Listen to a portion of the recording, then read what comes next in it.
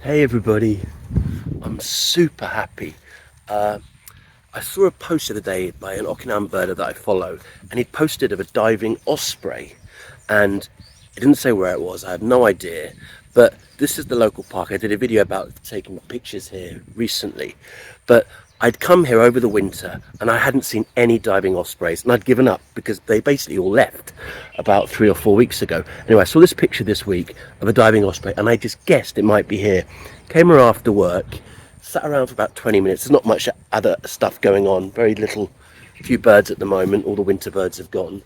Sat down for 20 minutes thinking it's not here, and if you know that picture was last week, so I thought the osprey's probably gone. Anyway, he suddenly appeared. I didn't have my settings set. I was totally panicked. I just suddenly saw him appear and he started diving right in front of me, and I didn't have time to get my settings in. I wanted to get him in going into the water. It was all blur. I couldn't get it in time, but I managed my camera and I managed to lock on while it was in the water, and then I quickly managed to get into SH2 while it was in the air, and I got a load of pictures of it coming out in the water. Haven't really looked at them yet, but I think they're sharp. But the other exciting thing was I yesterday got my 1.4 teleconverter for the first time. So this is the first time I've tried it out. I got it at 2,500 a second at 5.6, and I think it did great. So the first time I've ever tried the teleconverter, the Osprey managed to dive. I mean, they would always have gone by April. Someone's running past. Don't look like a complete weirdo, but they've always gone by April, so I can't believe there's a straggler, and I imagine it must be the same bird. So I guessed right. I was here 20 minutes. You know, they probably dive once or twice a day, and it was just while I was here, so lucky. Anyway, I've been using the extender for 20 minutes. Yes.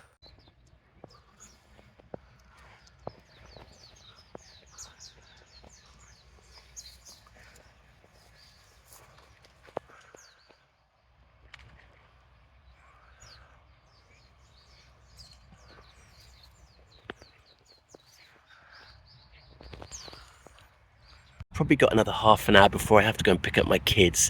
Now, I said there wasn't anything around. There is actually a great egret over there, but they're always here. There is actually a night heron over there, a black-capped night heron, and that's the first time I've seen them this year.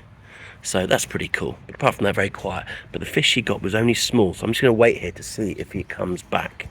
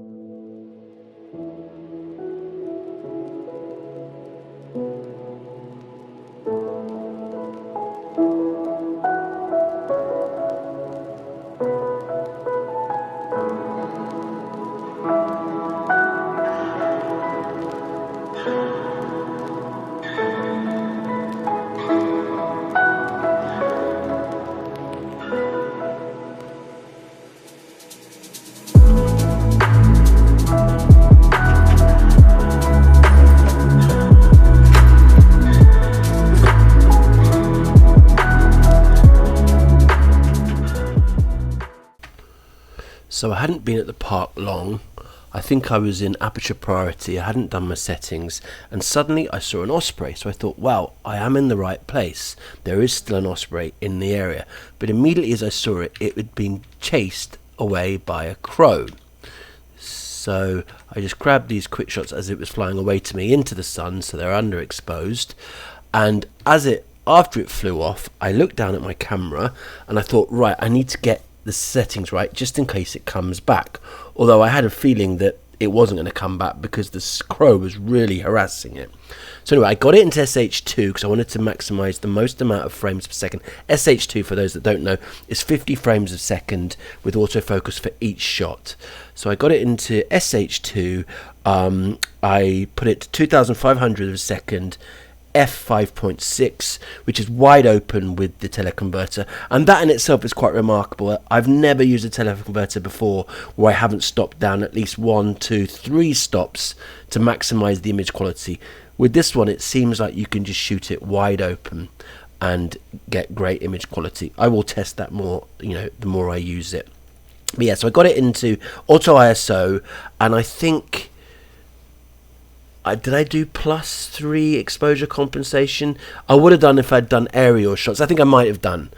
And then the next thing I know, I look up and it's literally above me. It's not very high above the water, and it's there. And usually Ospreys will circle, especially at this location. They'll circle several times and then dive, or more often than not, they'll just fly off. They won't dive at all. But he was just there, suddenly banked, and then just dived immediately. So I had no chance. I thought, oh God, I haven't got the settings right. I'm not ready. And usually I want to get it as it enters the water. That's a really dramatic shot. And I couldn't get it. And it got into the water, and they're usually in the water for about 1 or 2 seconds. But he just delayed a little bit in the water, and it allowed me to get... So I think this is... Where is it? There it is. The first one, he lands in the water. You can see it's not in focus. So I was thinking, oh God, I'm going to miss this, because these things, they last literally a matter of seconds, and if you haven't got the focus, you can miss the whole thing, and it might not happen again. I might not see this Osprey again, and I'll have to wait until next October. And I'd already thought that I wasn't going to see any Ospreys again, and I had resigned myself that I was going to have to wait till next October, November. But anyway, it goes 1 frame in the water, and then immediately it clicks on. Now, he wasn't facing me. The light wasn't great, so the sun was basically to my right rather than behind me. So it wasn't really ideal, but... And here you can just see how many shots you're able to get with this frames per second that the OM-1 has. So it's not really in focus there. And he's kind of sort of heading a little bit away from me, but, I'll take it because it was, an unexpected... to see an Osprey. I was so happy to see an Osprey, thinking they'd already gone. Again, the whites might have been slightly, but I think I can probably recover those. Anyway, at this point, he's slightly facing away from me, and he's just trying to get out of the water. They're not superbly sharp, but look how close he is, because with the extender, that's pretty good. And he's kind of facing a little bit towards me now, and then you just get all these shots. Now, with my old Nikon D500, I might have got I probably would have been able to get good shots in focus, but I probably would have got 3, max 4 from the whole sequence, because you're only doing 10 frames a second. With this, you just get masses, and these are now starting to get nice. It's kind of heading more to... Yeah, he's a little bit turning towards me there. Now look at that. I mean, that just looks awesome. You can see the nictitating membrane there. The fish isn't very big, and then look, all these shots in the sequence as... He's turning a little bit towards me there. Look at these. I mean, I was so happy to got. I mean, look, he's quite close to the camera there, and then he turns off soon. Oh, he's still looking at me there. Oh, sorry, I'm pressing the wrong way. And then he banked and turns off, and then I kind of missed him, lost him. Right, and then I've just put a few into pure or DxO. I mean, look at that. So there is a bit of noise there, but just look. I'd always do it with no sharpening. It's just the noise reduction. Look at that. That looks pretty good to me. Yeah, and as I said, I'll have to see. I haven't put it into Adobe Raw yet, so I'll have to see. But I reckon those whites will probably come out all right. That's all fine. Yeah, and there's a lot of shots here, and I only just picked these ones. There's probably a lot more. Look at that. Not bad, really, being that it was a complete opportunist shot. So yeah, I was very happy, all within getting there after 20 minutes of getting there and not expecting to see anything. Right, so I'm super tired, about to go to bed, but I just wanted to get this done before I do. So today was just kind of amazing, really. As I said, this arrived yesterday, and actually when it came in the post, it came in this small box, and I actually got it. I actually had to double check and think, is this actually for the right camera, because it's so small. Now, I have used a different one before. I used one last September. I was sent a lens and converter by Olympus Japan, and so 7 months ago, and I had it just for 2.5-3 weeks, and there were 2 typhoons, and as a result I really couldn't get many great pictures. I didn't really have any kind of idea about what the lens and this were like, because the weather was so bad, and I wasn't sure whether, I wasn't totally enamored with the pictures that I got, and I wasn't sure whether it was due to the lens, due to the combination of the lens and the camera, or whether it was just the bad weather that I had. I then got the lens again. I bought my own lens in January this year, and I've been so happy with the lens, and since I got the lens I haven't taken my Panasonic 100-400 out the bag, to be honest. I'm so happy with the lens, but I knew that sometimes when you buy a new lens and you think it's not going to be quite long enough, eventually I'll get the teleconverter. It's tempting to get them both together, but I definitely didn't want to do that. I wanted to have a lot of time with the lens on its own to just really see what it can do, and then I thought I'll get the teleconverter later. Well, I've had 3 months with the lens. I'm totally comfortable with what it can do, and I was ready to get this lens. I got a good deal on Amazon, got it used. It's not in perfect condition, but as I said, it's tiny and weighs nothing. I mean, I'm probably going to lose this. But I just couldn't remember, because when I got it 7 months ago, it was constantly in a pouch. So I never really looked at it. I just put it on and put it back, took it off and put it back in the pouch.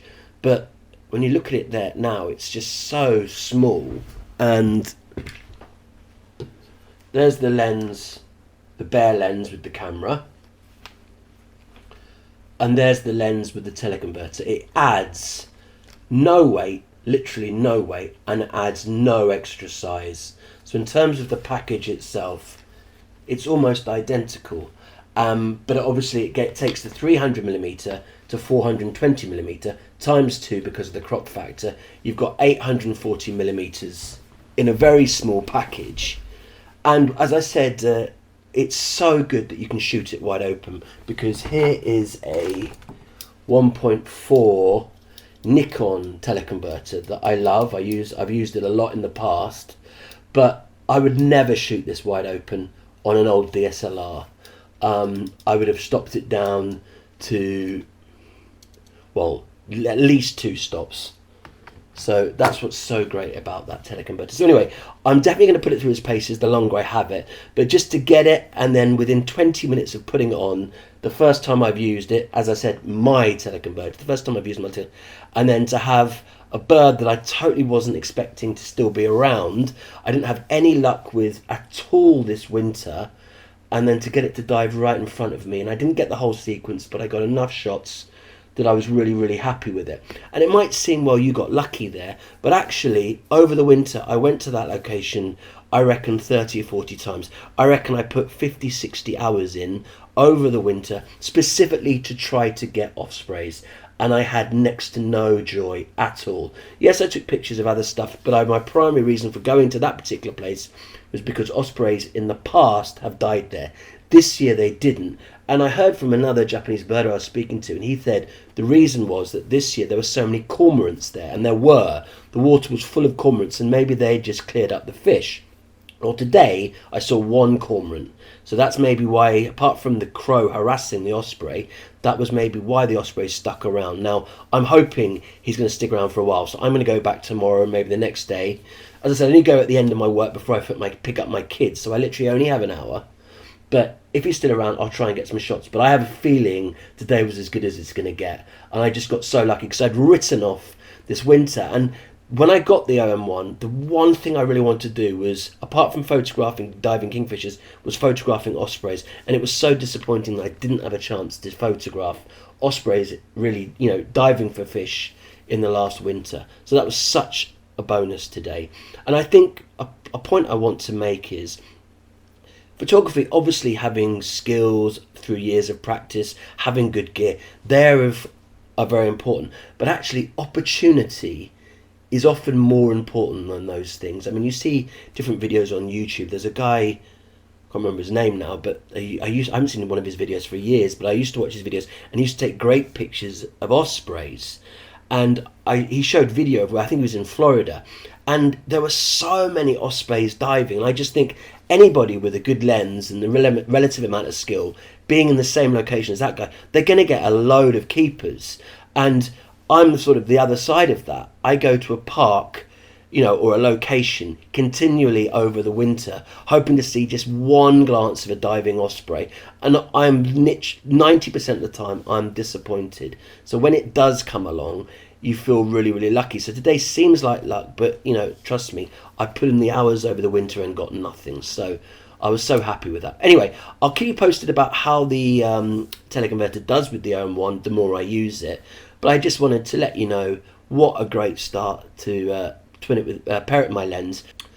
I want to put this video out soon, so I'll edit maybe a couple of pictures just briefly, so something to show at the end of the video. But apart from that, thanks so much for watching. Please subscribe if you're new here, and if you haven't got the teleconverter, the MC-14, so far with only a little bit of practice, it seems to do really well. I am also very interested in the MC-20 because I take a lot of dragonfly and butterfly shots, and I think that would work brilliantly with the 300 to give me like a pseudo macro setup. But anyway, thanks so much for watching. Take care. See you on the next one. Bye.